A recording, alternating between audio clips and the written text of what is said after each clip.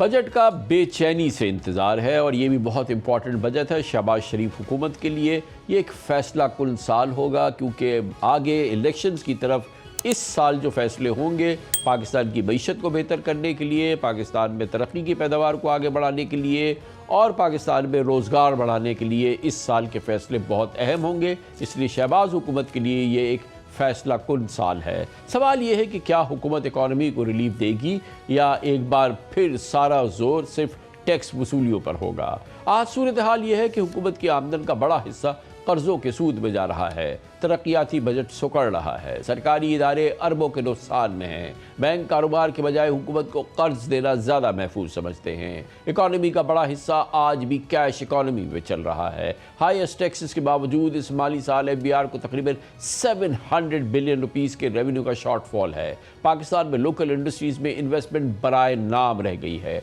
Foreign direct investment में बेपनाह कमी हो चुकी है, वो भी बराए नाम है, शायद है ही नहीं। बेरोज़गारी ख़तरनाक हद तक अनएम्प्लॉयमेंट बढ़ रही है और इसी दौरान मिडल ईस्ट में जारी कशीदगी ने पाकिस्तान के लिए नए इकनॉमिक चैलेंजेस पैदा कर दिए हैं, जिससे एग्रीकल्चर, इंडस्ट्रीज़ और ओवरऑल ग्रोथ बहुत शदीद मुतासर हो रही है। इन्फ्लेशन डबल डिजिट में दाखिल हो चुकी है और अब हुकूमत के लिए असल इम्तहान बजट है। IMF ने पाकिस्तान के लिए 17,145 बिलियन रुपीज़ का रेवेन्यू टारगेट मुकर्रर किया है, जो कि इस साल से तकरीबन 2,000 बिलियन रुपीज़ ज़्यादा है। इस साल का टारगेट भी पूरा नहीं हुआ तो आप अंदाज़ा लगा सकते हैं कि हरक्यूलियन टास्क है जो IMF ने सेट कर दिया है। IMF ने 430 बिलियन रुपीज़ के नए बजटरी मेजर्स का भी हदफ रखा है, जबकि पेट्रोलियम लेवी का टारगेट 1.73 ट्रिलियन रुपीज़ तक ले जाया गया है, जो पिछले साल के मुकाबले में 18% ज़्यादा है। ये सूरत हाल, ये भयानक सूरत हाल इस बात का इशारा कर रही है कि हुकूमत के पास बजट में टैक्स रिलीफ देने के लिए कुछ नहीं है। पाकिस्तान में एक्सपोर्टर्स पर पहले ही ख़तरे में सबसे ज़्यादा इफ़ेक्टिव टैक्स बर्डन है और जो कि पूरे पाकिस्तान के जो टैक्स का जो निज़ाम है उसकी एक बहुत बड़ी निशानी है। एक्सपोर्टर्स कहते हैं कि उन पर 68.27% तक टैक्स बर्डन है, जबकि वियतनाम में यही इफ़ेक्टिव टैक्स बर्डन सिर्फ 20%, बांग्लादेश में 22.5 से अब 27.5% तक है, भारत में 26 से 34% के दरमियान है। यही वजह है कि कारोबारी तंजीमें बजट में टैक्सेस में रिलीफ का मुतालबा कर रही है, हमेशा ऐसे करती हैं। FPCCI और OICCI दोनों ने हुकूमत को अहम टैक्स पॉलिसीज़ और इस्लाहात के लिए प्रपोजल्स भेज दिए हैं। FPCCI का कहना है कि मुल्क में single window sales tax compliance system मुतारफ़ कराया जाए ताकि कारोबार के लिए टैक्स निज़ाम आसान हो जाए और इसके साथ ही FPCCI ने फाइनल टैक्स रिजीम बहाल करने की भी तजवीज़ दी है, जिससे एक्सपोर्ट्स बढ़ाने के लिए अहम करार दिया जा रहा है। उधर OICC ने भी कॉर्पोरेट टैक्स, सेल्स टैक्स और सैलरीड क्लास से मुताल्लिक मुख्तलिफ प्रपोजल्स हुकूमत को भेज दी है। कारोबारी हल्के कहते हैं कि अगर टैक्स निज़ाम आसान ना बनाया गया तो डॉक्यूमेंटेड इकॉनमी की तरफ संजीदा अगर कोई पेशरफ नहीं हुई, कैश इकॉनमी ऐसी ही चलती रही, तो इन्वेस्टमेंट और इंडस्ट्रियल डेवलपमेंट जो है वो मज़ीद सुस्त से सुस्त हो जाएगी और पाकिस्तान इसका बोझ उठाने के काबिल ना हो। अब सवाल ये है कि हुकूमत आने वाले बजट में क्या प्रायोरिटीज़ रखती है। क्या एक बार फिर सिर्फ रेवेन्यू कलेक्शन पर जोर होगा या बाकी इकॉनमी ग्रोथ की तरफ जाएगी और इसके लिए स्ट्रक्चरल रिफॉर्म्स की जाएंगी या नहीं। एक बार फिर हम इस मौजूद में बात करेंगे। हमें ज्वाइन करें जनाब फवाद अनवर करीम, चेयरमैन है पाकिस्तान टेक्सटाइल काउंसिल के, और जनाब अनवर काशिफ मुमताज़ साहब, साबिक सदर हैं पाकिस्तान टैक्स बार एसोसिएशंस के। बहुत बहुत शुक्रिया। बाद भाई आप बताइएगा कि अगेन वो चिकन एंड एग का गेम है। जब भी बजट होती है आप लोग कहते हैं कि जी कि हमारा प्रॉब्लम ये है कि हम कॉम्पिटिटिव नहीं है, आप हमारे टैक्सेशन हमारा बहुत ज़्यादा है, हमारी एनर्जी प्राइसेस बहुत ज़्यादा है। तो और आपको पता भी है कि इस वक्त हुकूमत का क्या हाल है, इससे पहले क्या हाल था, अभी खैर वॉर की वजह से और तकलीफ़ है, मगर इसमें भी आपको रूम नज़र आता है, जगह नज़र आती है कि हुकूमत जो जेन्युइन आपके इश्यूज़ हैं। और इस दफ़ा ये अच्छा किया है कि एप्टामामा ने और तमाम एसोसिएशंस ने मिल के एक दे दी ताकि कि हुकूमत को एक जगह तमाम मिल जाए। तो इसमें गुंजाइश है हुकूमत के पास कि आपकी सुन सके।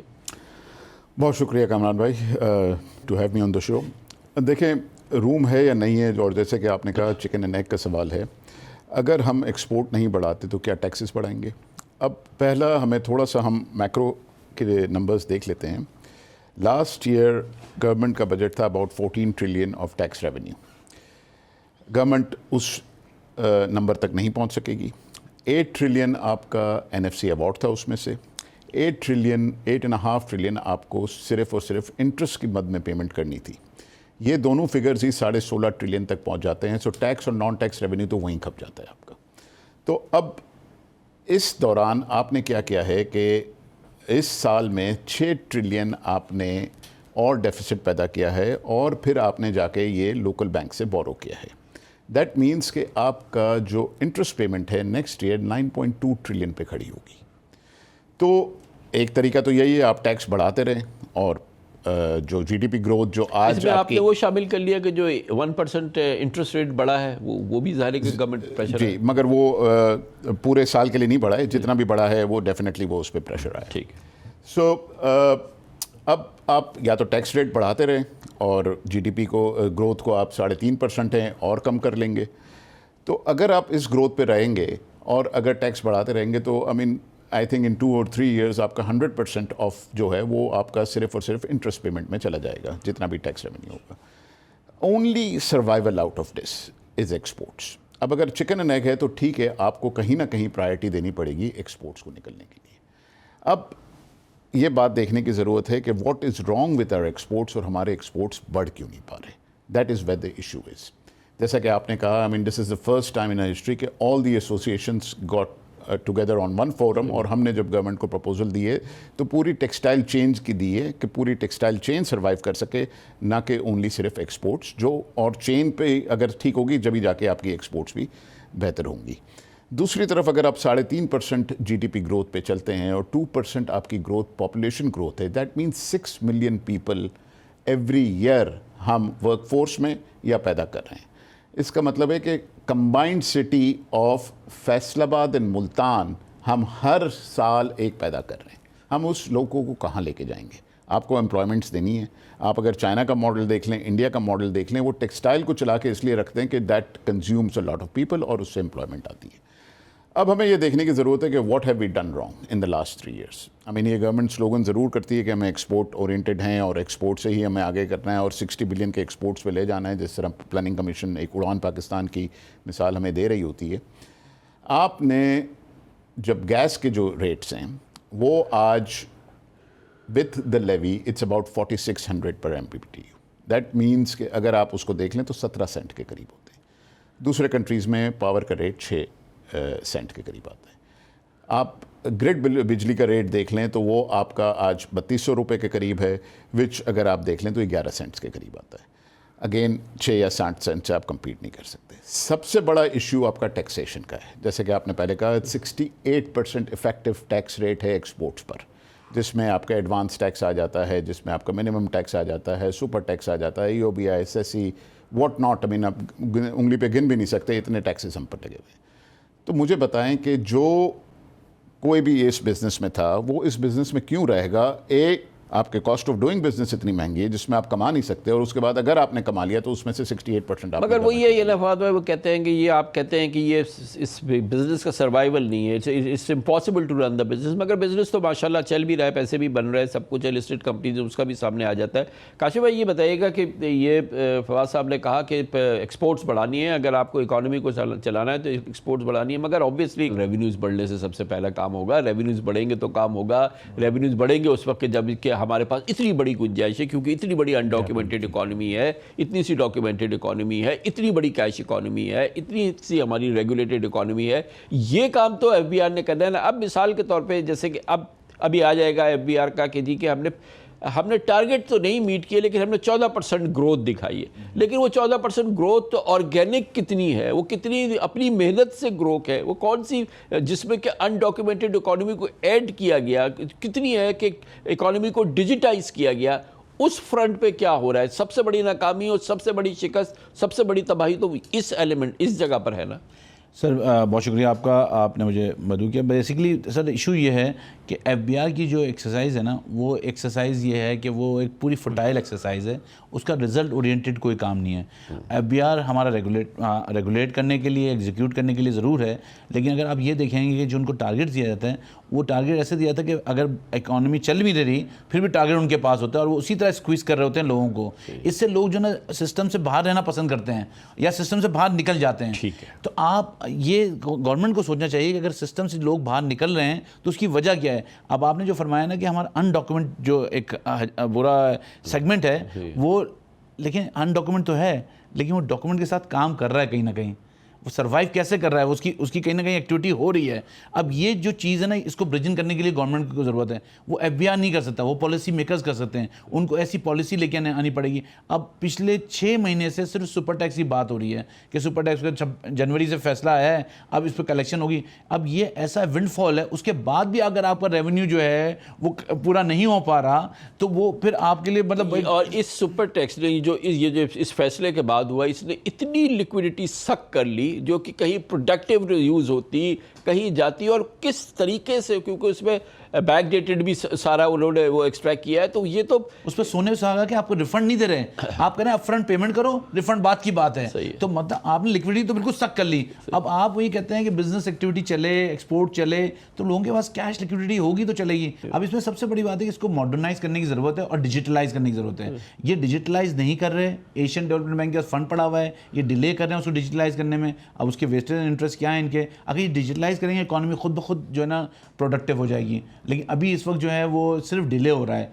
एंड टू एंड आप डिजिटलाइज करते हैं, देखें रिजल्ट आना चाहिए। पाकिस्तान में पोटेंशियल बहुत है। फवाद भाई, ये रिफंड तो 327 बिलियन के, इसके अलावा एडवांसेस भी है ना, कि जो ऑर्गेनाइजेशंस को, कंपनीज को, बैंक्स को जो साल के एडवांसेस और पता नहीं कितने टाइम्स एडवांसेस जो है वो ले लिए गए। देखें, इनकम टैक्स रिफंड तो आपको कभी मिलता ही नहीं है, ठीक है ना, वो खड़े हुए रहते हैं। 327 बिलियन है।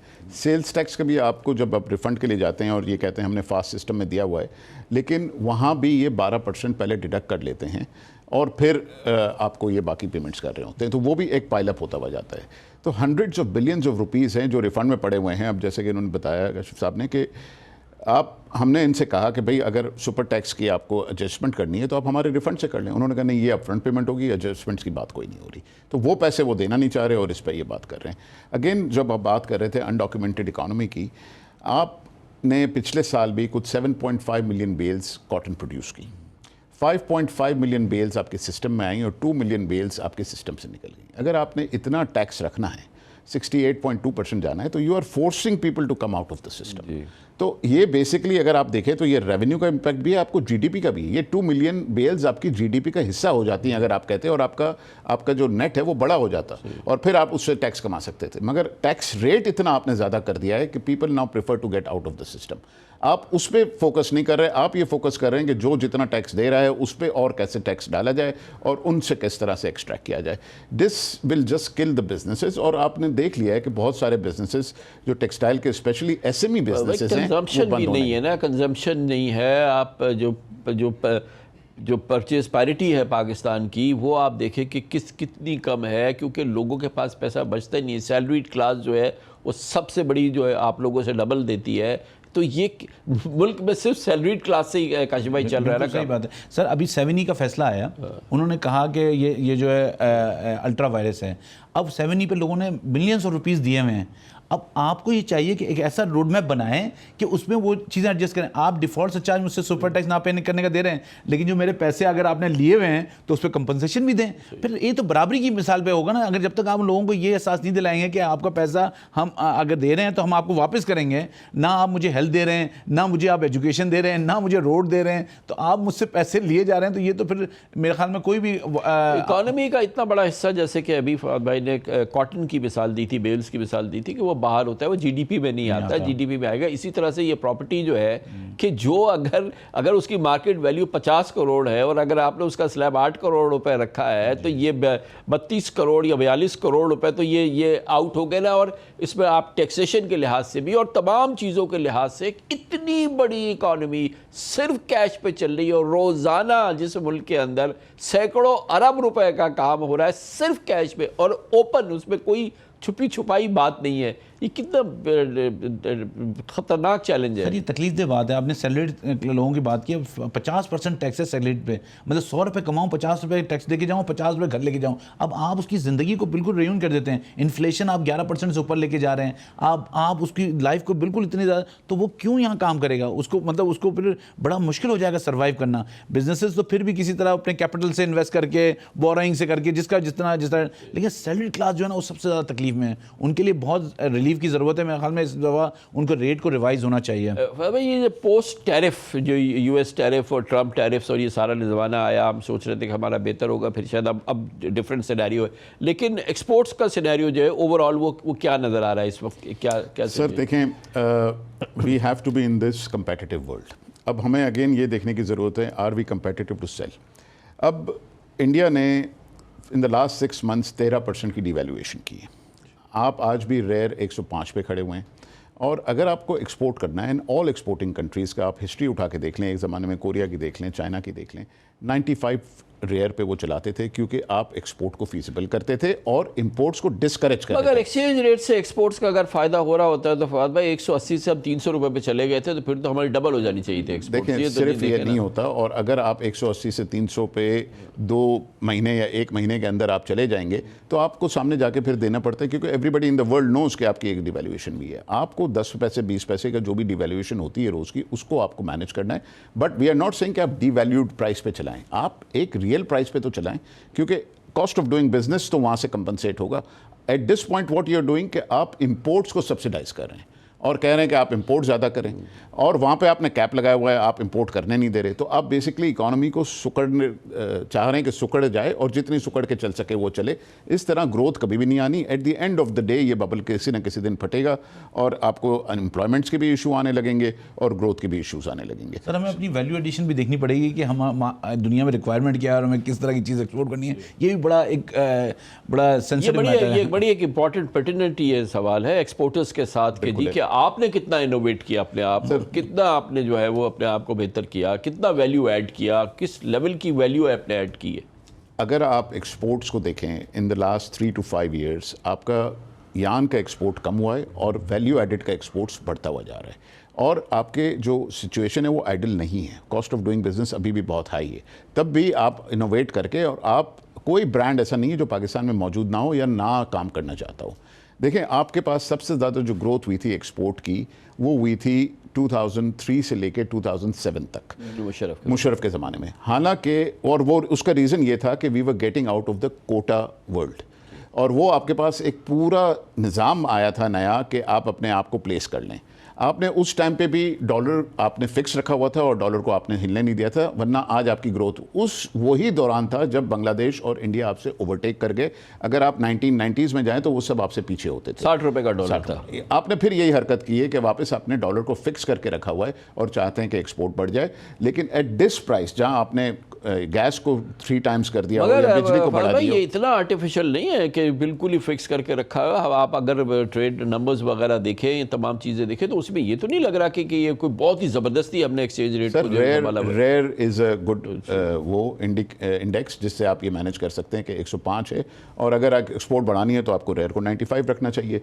सेकेंडली, आपने 3 साल पहले आपने एक्सपोर्ट्स में टेक्सटाइल्स की बात करता हूँ 19 बिलियन टच किया था, and then you went back to 16 billion. आज आपकी कुछ 17.5 बिलियन के करीब है। क्यों ज़्यादा था और क्यों कम हो गया? उस ज़माने में आप गैस की प्राइसेस देख लें, बिजली की प्राइसेस देख लें, we were competitive in the world.